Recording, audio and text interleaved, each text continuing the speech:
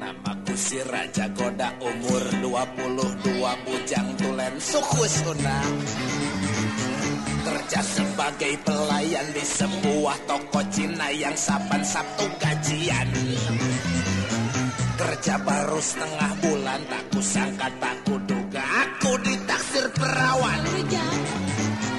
Perawan anak majikan, anak yang semata wayang, yang bakal dapat warisan. Dia sering titip salam lewat seorang sobatku yang juga sepekerjaan.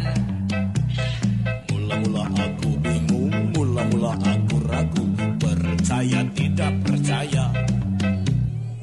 Kata orang-orang tua, cinta murni itu buta, tak memandang apa-apa.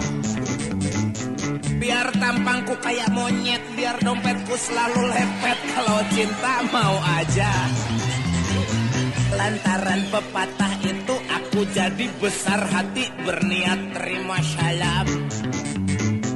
Biarin dia Tionghoa, biarin dia Konghucu, hitung-hitung cari modal.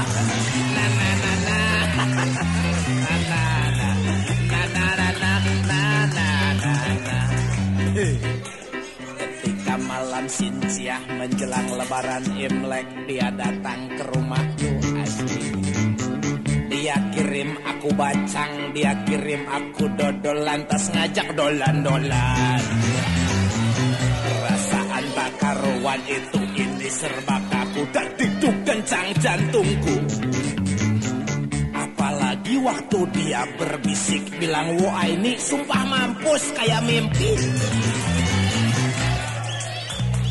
Karena dia sering datang mengajak pergi berdua, aku jadi terbiasa.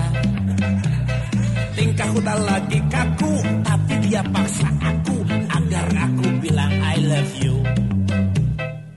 Pertama aku tak mau, kedua juga tak mau, ketiganya baru mau. Waktu ku bilang I love you, dia langsung teror aku, kita kawin saja besok. Gila, bukan main aku kaget, tapi dia terus mepet, akhirnya aku kegencet.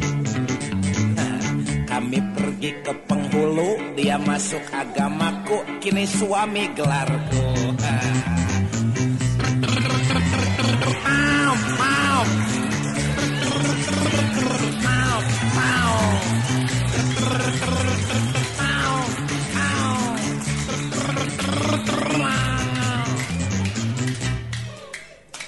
Waktu dulu aku bingung, waktu dulu aku ragu, percaya tidak percaya. Sekarang aku tak bingung, sekarang aku tak ragu, 100% percaya. Namaku si Raja Goda, umur 22, yang sudah bukan